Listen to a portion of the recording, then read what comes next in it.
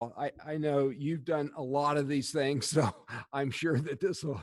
Yeah, your audio sounds great to me. This is our first one. We just got everything set up. Wow. Woo Yep. woo. First of Yeah. many, Yeah. right? First of many? I had no idea how hard it was. It's a lot easier to go to a real trade show, honestly, than to set one up for virtual. But Mm-hmm. it's a lot of fun too. We've learned a lot along the way. Good Uh, stuff. so we'll cut over to you here in a minute. I just do a quick intro, and then I'd like for you to just jump into whatever you do. And Absolutely. you know, Susan is so well known throughout the dog sport world.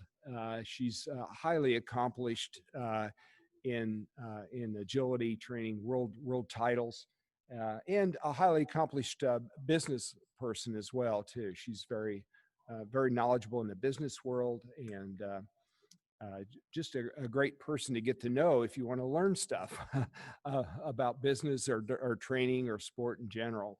Uh, uh, One of our common connections is through Bob Bailey. We're both huge Bob Bailey fans. I talked about Bob. It's really an inspiration for getting Pet Tutor started with all the stuff they were doing with electric feeders, as Bob calls them.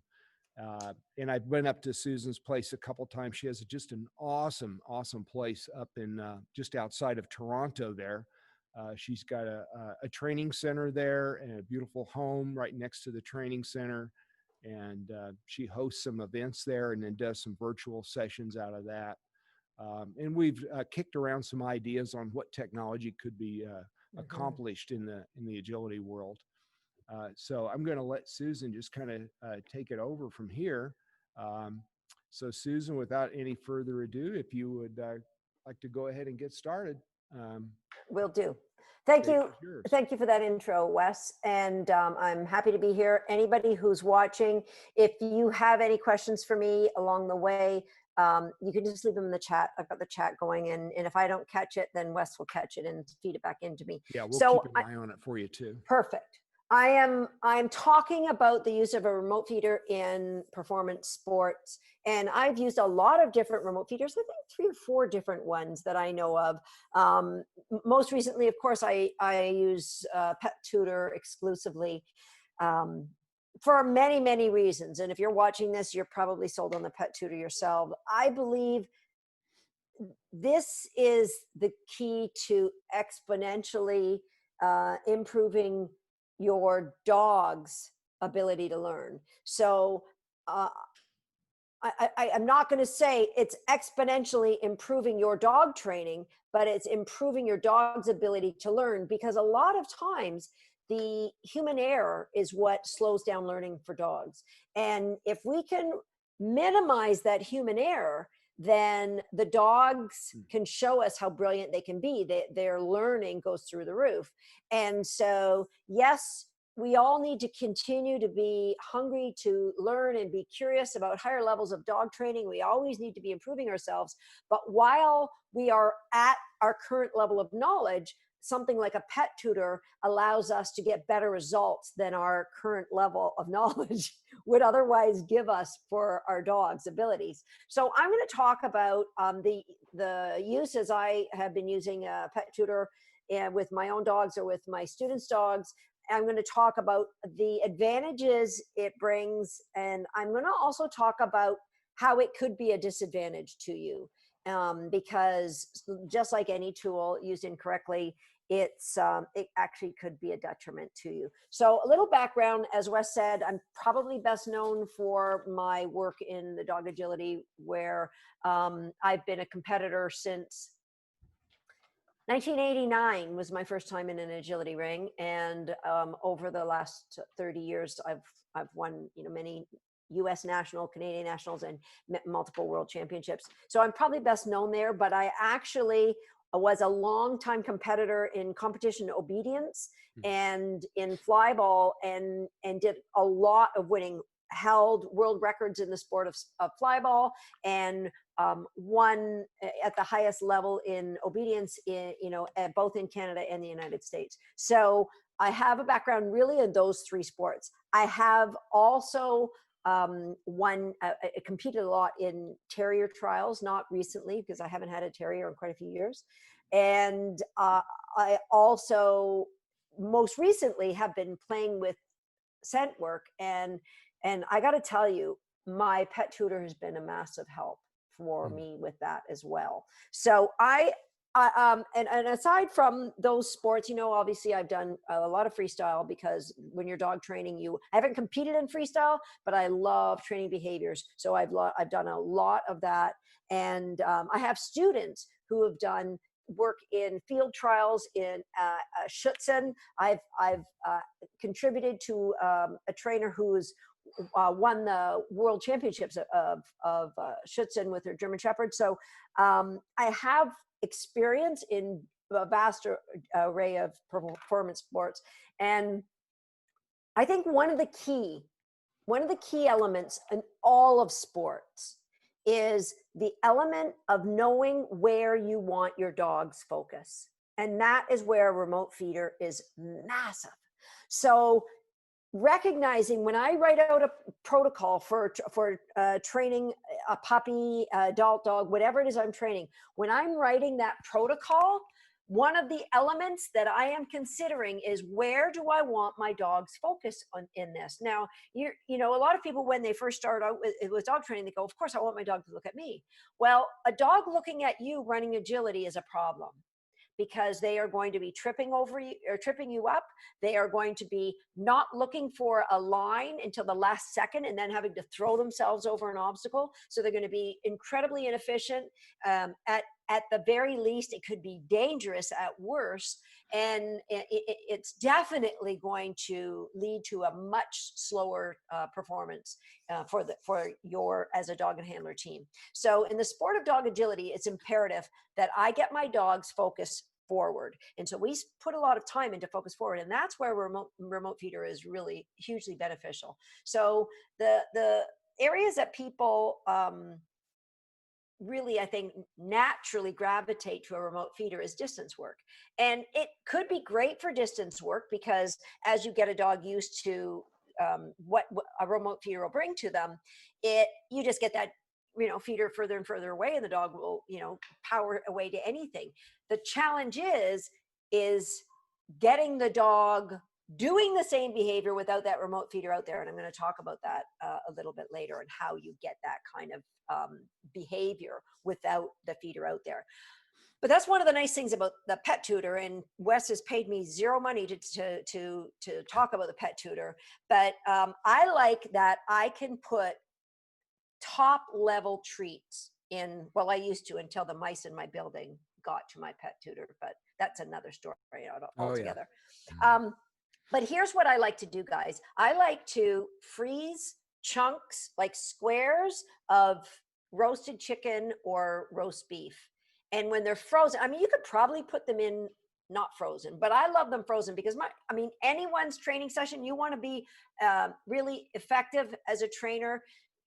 Especially when you're training a new behavior, you really should not be out there training a dog more than 3 to 5 minutes. And so I'll put frozen treats in there, and they stay frozen for that 3 to 5 minutes. And then I'll just, pop that back in the freezer. If they're in my pet tutor, I just put that whole thing in the fridge. It's fine.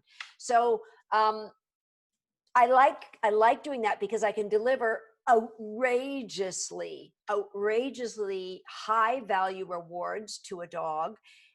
And you can't do that with other remote feeders. So that's one of the massive advantages, that probably the first thing that I went, okay, wow.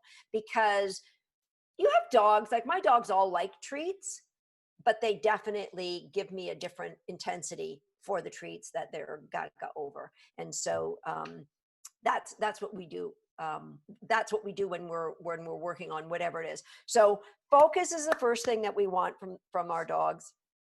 And you can, obviously, if you've used a remote feeder, you get focus like that, because as soon as they realize that doles out the cookies, you can put it anywhere, and the dogs are going to be locked in, that there's nothing. And so that's once you get that, then you have to unget that.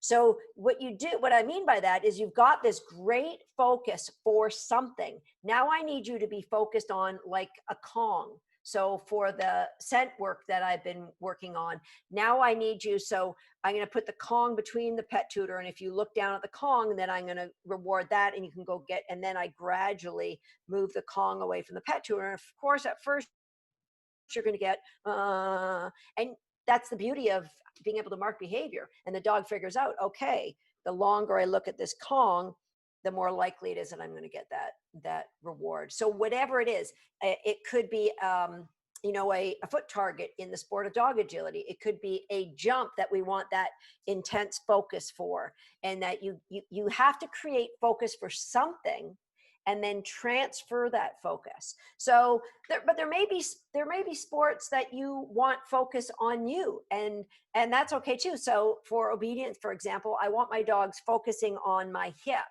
And so again, I create the focus for the Pet Tutor first, and then I transfer that to me. I'm giving the dog a choice, and I transfer it actually to a target on my hip. And then you give me that focus for the target, but you get the same intensity. So you want to allow them to develop that intensity through something that delivers immediate reinforcement. And then you need to wean them off of that, because if you don't, what ends up happening is you get a dog who will give you this amazing behavior as long as the promise of the remote feeder is around. But as soon as you're out in the ring competing and there is no remote feeder, the behavior is gone. And that's not what you want. You want to keep that intensity and that great behavior with the dog. So it's got to start with, it's going to start with a remote feeder, then you transfer it to something. A Kong is an easy thing, a foot target, a jump. And then another one way I like to fade that, and for me, is I have multiple Pet Tutors, and so the dog doesn't know which one is going to deliver the reinforcement. And if they don't know which one is going to deliver the reinforcement, they give up trying to focus on the remote feeder.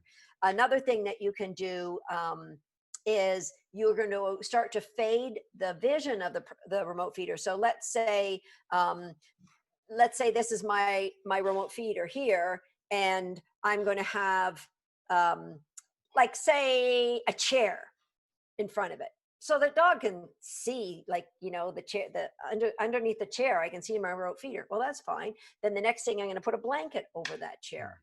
So, well, I can still see the top of that remote feeder. Well, that's fine. Well, now I'll put the blanket over the top of the chair, but I know the remote feeder's there. That's great. And then when the dog starts, so now we're teaching the dog to do the behavior even though they can't see the remote feeder. And then we start, so we might have a chair. I personally, because I have agility tunnels all over the place, I'll just use an agility tunnel to block the vision of the remote feeder. And then I'll put the remote feeder further and further away.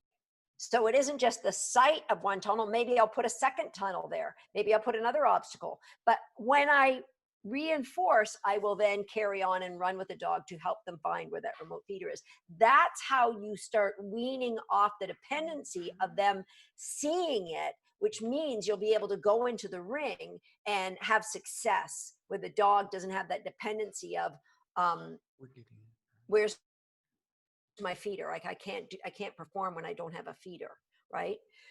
So focus is the first thing. The other thing that I've used the Pet Tutor for is to eliminate barking, because although you don't get penalized in dog agility, I personally am not a fan of a dog who's barking when they're working. And so what I'll do is I'll take a behavior that I know my dog is more likely to bark when we're doing it, and I will set the remote feeder so close and have that really high value food in it that it's almost like they don't get time to think about barking. But if they do bark, here's what I do. So they know that the high value food is in my remote feeder here. And let's say I might just have them like go around a cone. And if they bark when they go around the cone, I'll mark it with a verbal, yeah, good dog. And I'll pat them and I'll love them up and I'll tell them how good they are, but I'm not going to mark it with my remote feeder. And we'll keep doing that. Might get an extinction burst. I'll keep praising them and telling them how wonderful they are. I don't want them to think they're wrong because they're doing the behavior I asked. But when they do it without barking, then they get the remote feeder. And then the barking will start again, and we'll just keep going through that. That is how I eliminated barking with one of my dogs. One of the things that cost me a few tenths of a second on every agility run was when I would send her to the back of a jump. She would often look up at me, bark, and then go. And it's such a small thing, and it was maybe only, I don't know, maybe not even a half a tenth of a second. But if we have a few backsides on a run, then that might be a second and a half instead of a half a second, a 1/10 of a second or a half a tenth of a second. So by putting in the time to eliminate that, and I did that just with having the remote feeder, it's obviously here. All you have to do is go around there and you get it. Then when I got a success with the dog saying, hey, I can do that without barking. Is that all you want? Yeah, I can do this all day if I get that roast beef and chicken. This is great because the roast beef and chicken is right here and I just have to go, whoop, I mark it, boom. Then I start bringing that remote feeder out of the picture. And then the nice thing about the Pet Tutor is, and then I can hang it. So then she doesn't even have to see it and she can do the behavior, no barking, I can mark it and she can get the reinforcement. So there's a lot of things that you can eliminate barking with by using a remote feeder. So I've got my focus, I've got, and when you get focus and intensity, that's what creates the drive. So you want to keep your sessions short, keep your, the promise of reinforcement, be super close to the behavior you're asking when you're starting, because you want to create that drive initially. You don't want to create a dog who does things super, super slow and then a month later go, okay, now let's make it faster. I have an acronym called DASH, DASH, and the D is desire, or the dog's desire to want to work with you, or the equipment that you have. That if you don't have that, then you shouldn't try to train the A, the accuracy of that behavior. So get the dog excited, and something simple like driving to a pet tutor, gets them excited about work. Then you can train the accuracy of a behavior.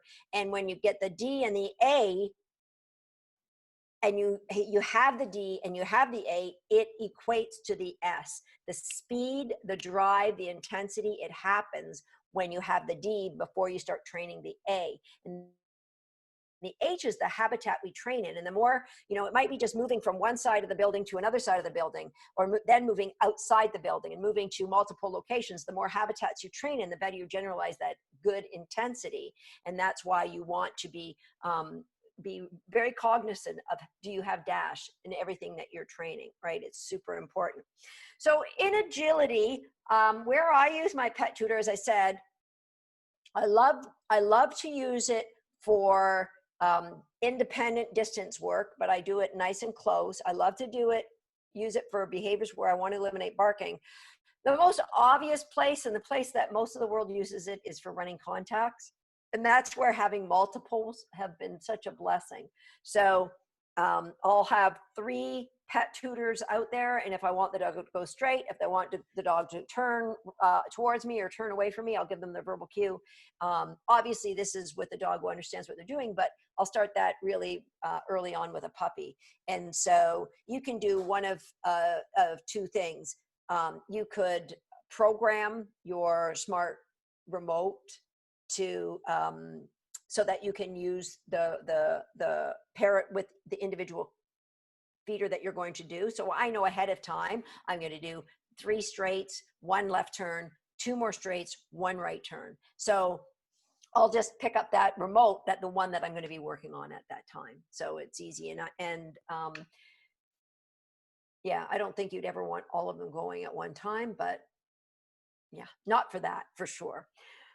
So the other thing in agility that I really want the dog to understand is how to drive a straight line away from me. Just power away until I give them a verbal cue. And that's where having multiple feeders. And if you don't have multiple feeders, guys, you can do this just with a food dish as a decoy.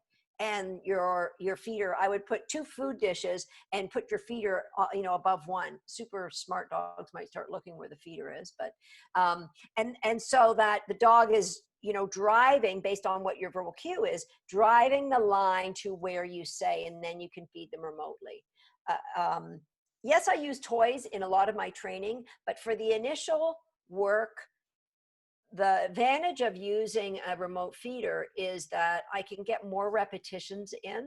With the toys, my dogs, because they're so intense when they tug with me, there's only so many repetitions we can do before they're going to get tired.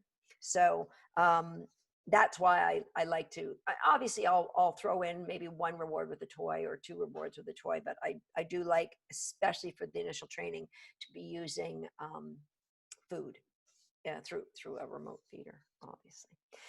So in obedience, it's you can use, focus on my hip, the heel position, and remote feeders could be a way of a decoy that they're there, but if you look away, we'll start again. And then when I can get you just standing with that good focus that I know that you're supposed to do, then I can reward and release, and you can go to a feeder. So there really is very little that you can't, that you couldn't benefit by. My goal is to just look for areas that currently I'm just training, like with food, and see how I can build that into training with the remote feeder. And I mentioned to Wes that fingers crossed, I'm hoping to have a litter of puppies this summer if everything goes well. And I want to play around with how we can engage a whole litter of puppies at the same time. I'm hoping I'm going to have 5 puppies or so. How can we set up remote feeding stations and engage this whole litter? And what can we do?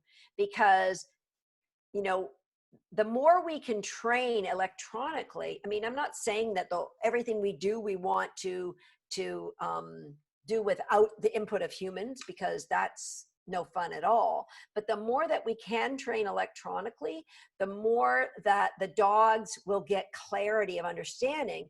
And when a dog has clarity of understanding, their confidence goes up. And when their confidence goes up, their drive to work goes up. And then you have a dog who's just hooked on working. And so if I can raise a litter of puppies, and my intention is to maybe start just in litter training them. So whenever I have puppies, I try to potty train them in a little area of, I've used kitty litter. This time I'm going to use sod, because it's the first time I'm going to have a litter of puppies in the summer. And I plan on hanging remote feeders so that I can reinforce when they are using the potty area.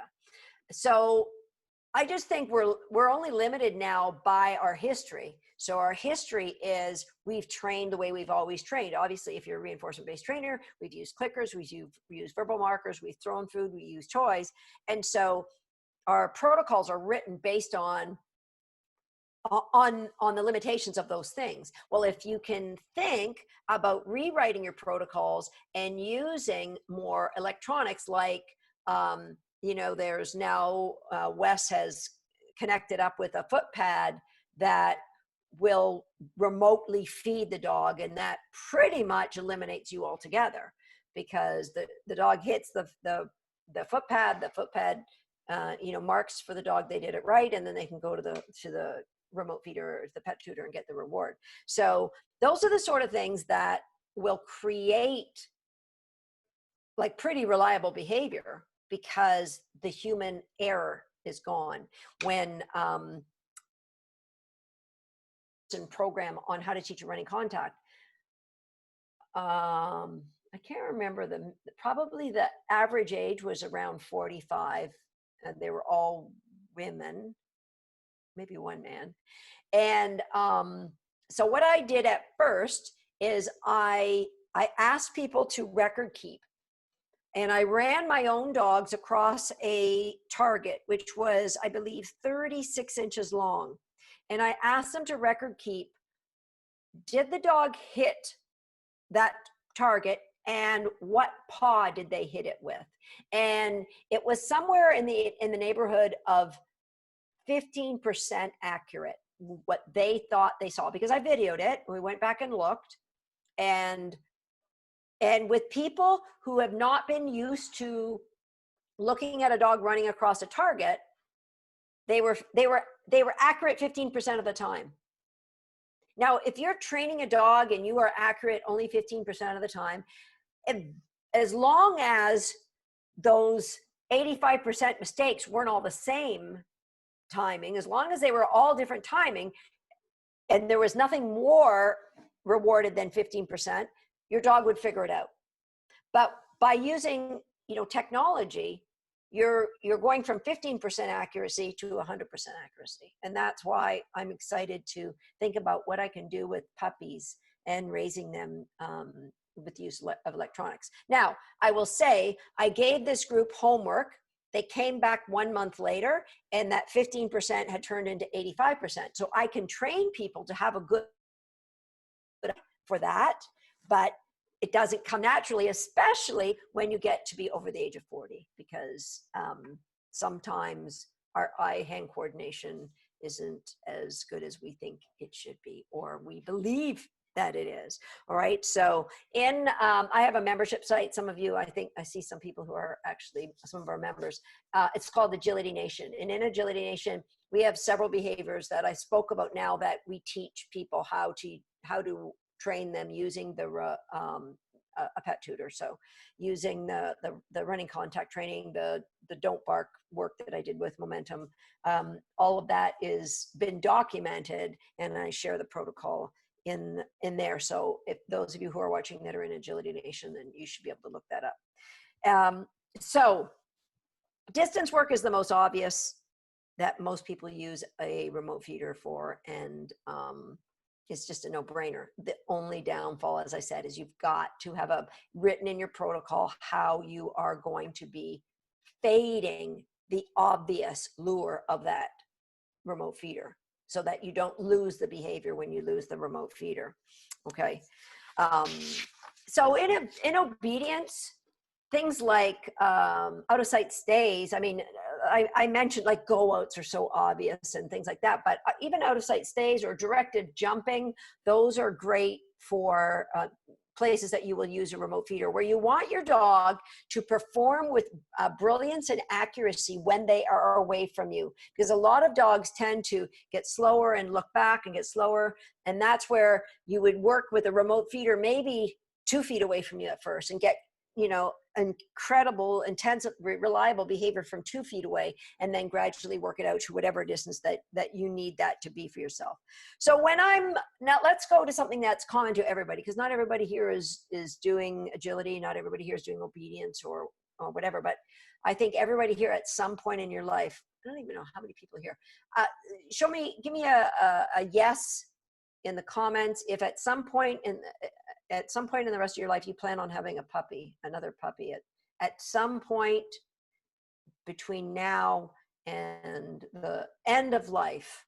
You think you will add a puppy to see? There are some people who will be saying, yes, I will be adding a puppy. So I'm just going to share with you, I've already been planning. I will be adding a puppy this year to my household. Yeah, many of you, good stuff. So many of you will be. I've had puppy fever. Normally I get a puppy every 3 to 4 years, and Momentum's 5.5. So this is the longest in between I've ever been without a puppy. So I'll just share with you, I've got a lot of new ideas that I'm working on when I have a puppy that I'm going to experiment with. But I'll give you some of the obvious things with a puppy. Crate training is going to get super easy. Can come in the crate, making it really easy to create value, original value for wanting to be in the crate. And those of you who have my Crate Games DVD or are in our online Crate Games program, you can see just by adding the attachment, the crate attachment is going to be crazy easy. I haven't got the KLIMB attachment yet, and I know Jamie's up on the schedule, but I use KLIMBs in everything that I do, and I think that will be nice when I get my puppy, to be able to create what we call a hot zone.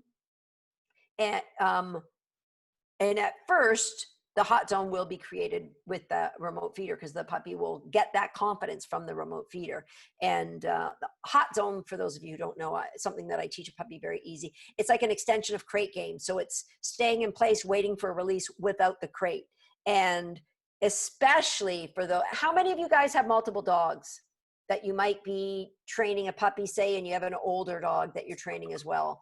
So yeah, so a lot of you do have multiple dogs. So you're like me. And so where this comes into play is you can have anarchy.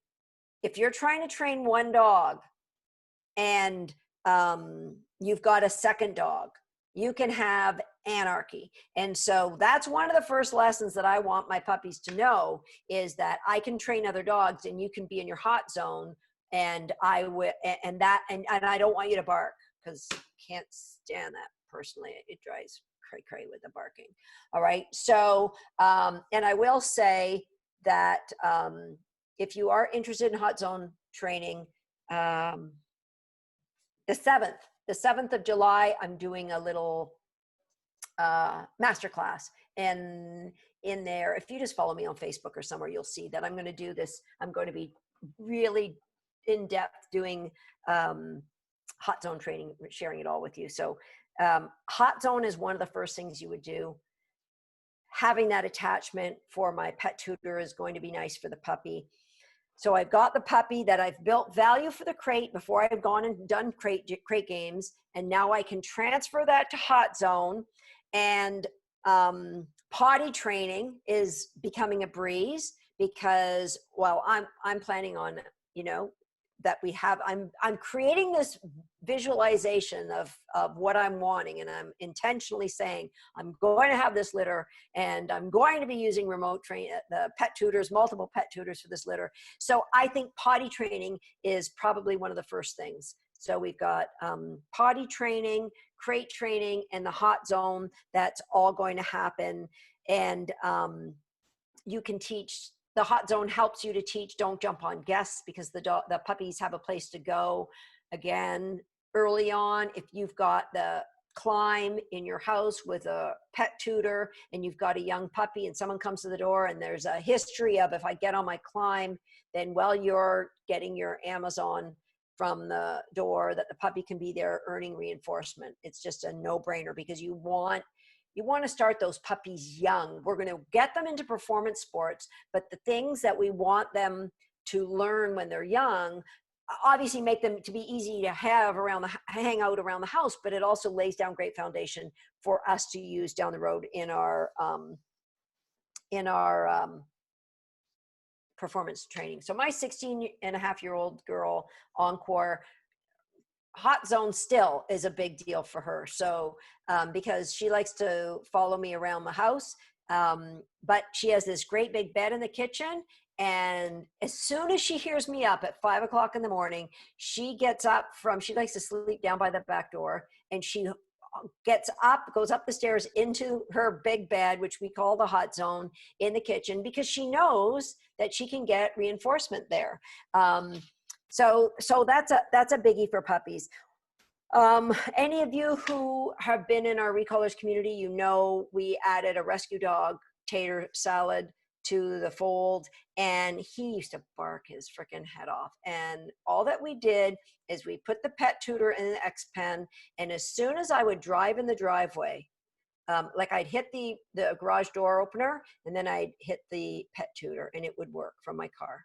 And then he would start. So then the trigger of the garage door opening, instead of triggering this anarchy, it triggered, oh, I could be getting cookies now. Where are these cookies, right? And so it started, when we started this, probably a week or 2 weeks, I just hit the remote as I was driving, and I hit it early and often. Then I would just leave the remote in the garage. So as I'm walking up the stairs to go into the house, I would start hitting it. Then I left it in the house on the back counter, so I made it through the door. He just didn't bark.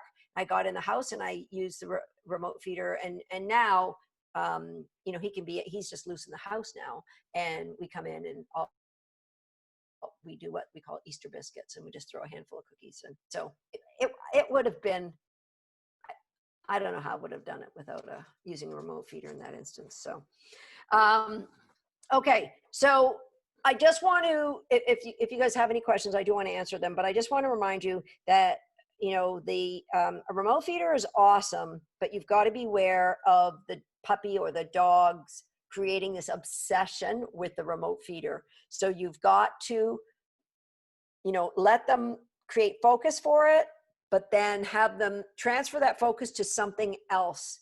Those of you who want to play performance sports, it's super important. So if you want to do Schutzen, it would be a sleeve. For me, would be the next one, or a Kong. You might even not want to do an intermediate thing like a Kong. And so you've got to have that plan. What is it going to be? Maybe you don't have multiple feeders, or so then maybe you have to use the plan, like I said, using a chair and letting them see the remote feeder on the other side of the chair, and then building that distance gradually. But have a plan, right? In every protocol that you write, you need a plan that will have you be fading out the neon dependence, the big visual, here is the feeder, you will be engaged in your training, and when it's gone, you won't. So you need a plan to get rid of that. So that's probably your biggest thing. And then, of course, you're writing protocols before you train your dog. So you write the protocol, you video your training, you review your video, and then you alter the protocol based on what you see in the video. Like if you do that, guys, and then try to just think outside the box, how can I eliminate my timing and my dog training and use the technology better to my advantage to create more clarity with my dog? And if you do those things, then I think you're away to the races. You're going to have amazing behaviors. So I will take questions, and I will say that any of you, my team will probably kill me for saying this. So I've mentioned Agility Nation here, and we do not open Agility Nation, like, oh, you can't join it normally, but if you are on this broadcast with Wes and you want to join Agility Nation, send a note, an email with the subject line, Susan says, it's okay. And just say you are watching, the broadcast from about pet tutors, and Susan said that you would allow me to join Agility Nation. So my team really loves me when I do things like this. So, but also to learn that hot zone and how I teach the hot zone in the steps I take, I'm going to do that 100% for free. That's going to be July 7th. And is the beginning of the masterclass, so anyone can join that. It's just free. So, any questions for me, guys? Hi, Sky.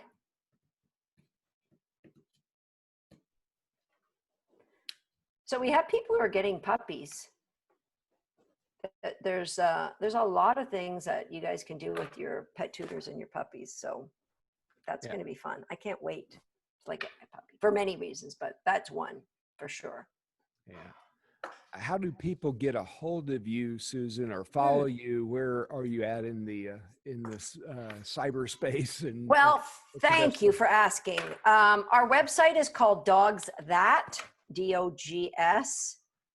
It's THAT, dogsthat.com, and I have a brand new podcast that will be out this week.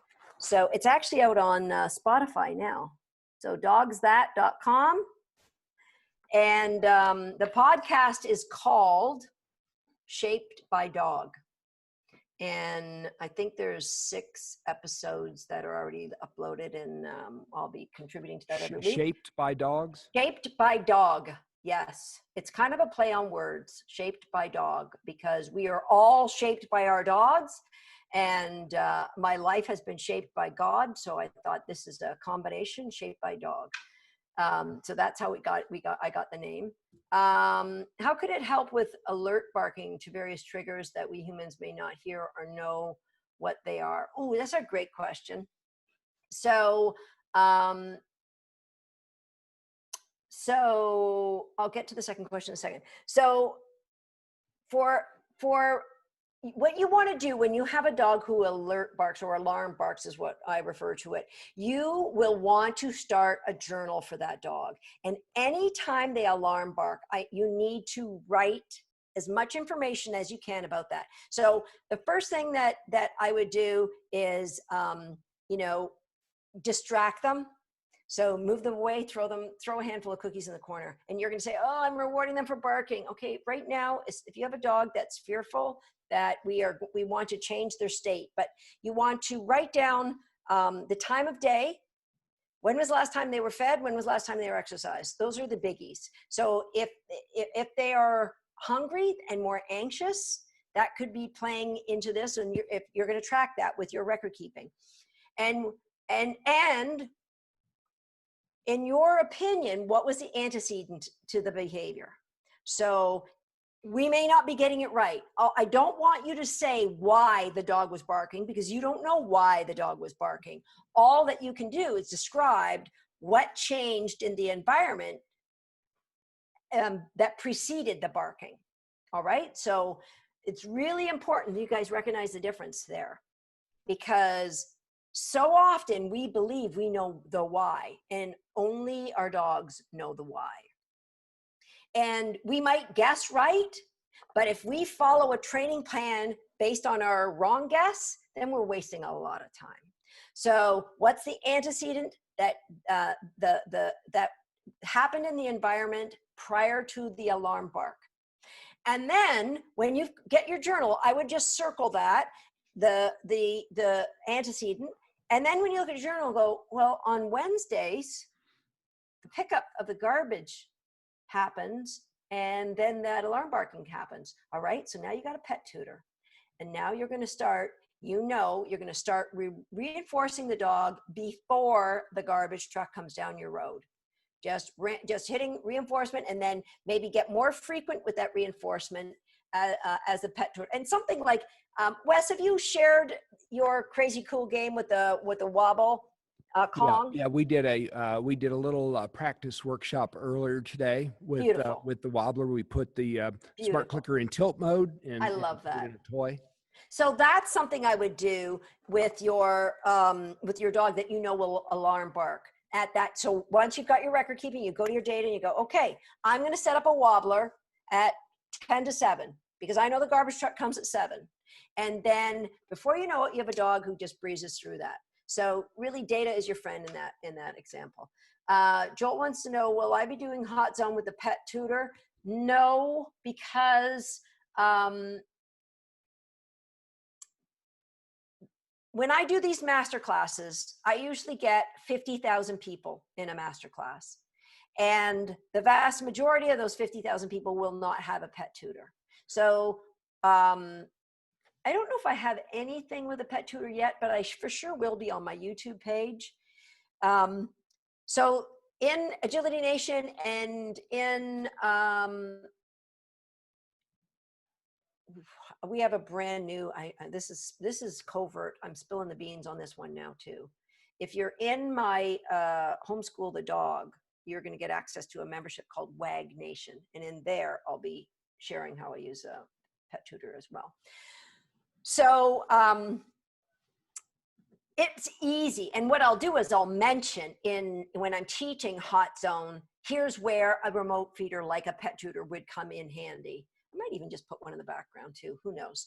But because 50,000 people, even if they all wanted a pet tutor, Wes would not be able to. He'd be going crazy. He wouldn't go to sleep. We'll find a way, Susan. Okay, let's give her a go.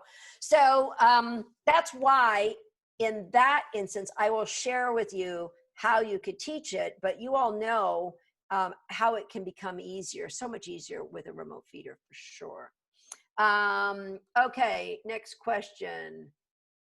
Are you planning a new round of puppy peaks with this litter? Oh, I keep getting asked that. And so far I'm saying no. I'll be videoing everything, especially when the litter comes and my focus for this litter that's different, because I always like to change something. And my focus for this litter is different, is how to use a pet tutor more in raising this litter. I think this is going to be fun, and I know it's going to be fun. And so maybe there's just a little bit of worry, like, this has never been done before. So I'm not putting it, I am not saying that I am going to be publishing this. I will promise that will all be videoed, because I video everything with my dogs. And you all should be doing that too. It's just a really good habit to get into. But at this time, we have no plans to follow it up with Peppy Peaks. You mentioned scent work. How do you use a pet tutor for scent work? Oh, Julie, I've been doing scent work because I just happened into scent work like completely without any intention. And here's what happened. My dog Swagger, when he was 5.5, he had medial shoulder surgery. And while it was healing, I thought, I got to have something. This dog's going to be off of agility, and he's a very active dog. And I thought, well, I'll talk to my friend Jane Book, because she teaches online nose work. And so Jane came over and did a little bit, and I said, Jane, I'm not going to compete with them. I just want to do this. And so I did it all wrong because I didn't care. It was just to keep my dog entertained for 6 months, and he caught onto it like that, and he loved it, and it exhausted him. So it did all the things I wanted, but it had a ton of bad behaviors built in. And the most important bad behavior that I had was his indication. So his indication was, it's here, and if you're not going to come get it, I am going to dislodge it. And then it turned out that 6 months later, I found out that Swagger had a heart issue, and I had to retire him from agility. And I'm like, okay, well, now let's do a nose work for Sirius. Well, we'd had almost a year now of, do what you want, buddy. Just find the smell. That's okay. So the pet tutor is what saved my bacon. And so what I did is I needed to create a new indication, an indication of you found it, sit and stare, and I can walk around you, and I can top you on the head, and I can do anything I want, and you are not going to break that stare. And very quickly, I went to, now I need to transfer that to a Kong. And when you get that stare on the Kong, then you can get reinforced with a pet tutor. And it was impressive how without the pet tutor, I tried for probably 3 months. It frustrated. And Bob Bailey was up, he worked with me and Swagger for a full month. He was up visiting, and we would play in the basement with these sessions and trying different things. And it was like, okay, Bob, I know you're a smart man, but wow, this is, frustrating for me and the dog. And then with the pet tutor, okay, done. It was, yeah. I think I'm a pretty good dog trainer, but Swagger is a very, very good person trainer. So I needed something to kind of balance the training for the two of us. And yeah, once I introduced using the pet tutor, it was great. Christine, Swagger is doing awesome, and the heart disease is stable. I'm happy to say, it's he's now, we missed our cardiac update because I go to a doctor in the Baltimore area, and with COVID, we missed our annual checkup, but he's had 2 checkups in a row where everything is stable. It's not like his heart kept getting worse and worse and worse, and then it just stabilized. And so I think diet played a big role in that as well. Would I use pet tutor for training weaves? You know what the advantage of using a pet tutor for training weaves would be? Would be that so many people, when they train weaves, they get a dog that glances up at them, either while they're weaving, that's the worst, or on the way to weaving. And so the advantage of using something like a pet tutor is the dog's head is going to stay on their work. Boom, boom, boom, boom, boom, because at the end of that, I know what I get. So yes, you definitely could. And I did use it. I'd have to check, but I believe in Agility Nation, I showed how I trained I trained Tater Salad. I have no intention of doing agility with him. Tater Salad, for those of you who don't know, is a bulldog cross. I showed people how you can train weave poles. And I believe I used a pet tutor for him. I'd have to go back and look. Do you think the wobbler game would be good for a dog who's fearful of fireworks or thunderstorms? Absolutely. Absolutely. Now, a lot of dogs, if they're over threshold, you can tell, right? So you get the whites under the eyes, the ears, the stress panting. And a lot of those dogs, once they're over threshold, they'll still take food. But the further over threshold they go, they're not likely going to take food. But if you can get them to take food, that could be a way to even possibly reverse the fear of fireworks. So that's a great question, Christine, for sure. And that's where I would go to, using the things like the frozen roast beef and the chicken. That would be because, if you're putting kibble in there during something as tense as fireworks, you're probably not going to get them under threshold. Yeah, movement is a really good ingredient in trying to reduce any anxiety. Absolutely. So I think, even like in separation anxiety, getting the animal moving instead of just sitting fearful in a crate is an advantage. Because they're when you change the physiology, so if you think of a dog on an arousal curve, that the more that you change the physiology, the more you're getting them in from a place of being over aroused to being able to be more functional, getting them out of their lizard brain and getting them into being more cognitive functioning.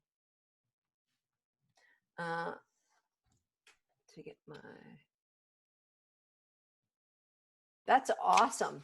So Christine must be in Agility Nation, and she's used a target that we use in Agility Nation to train weaves, and with that target you could definitely combining it. Like if you have a dog who isn't as engaged with toys, so weave training, typically if you have a dog who loves toys, you can get a lot of intensity and speed in weaves.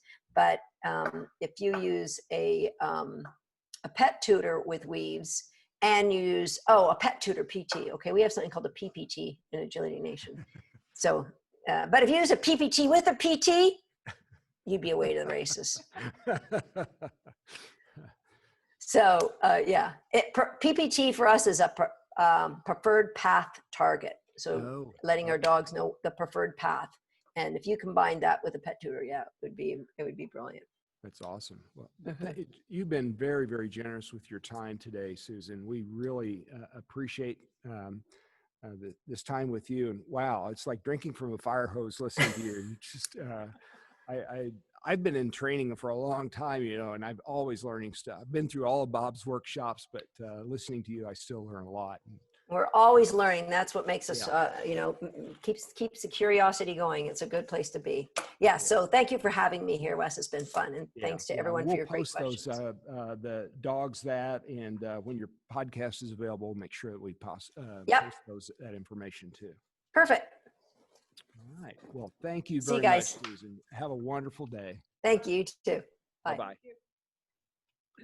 Okay, everyone, we're going to take a break now for 5 minutes, and then we're in our last segment for the day, which is Jamie Popper with Blue 9 demonstrating Pet Tutor on the KLIMB.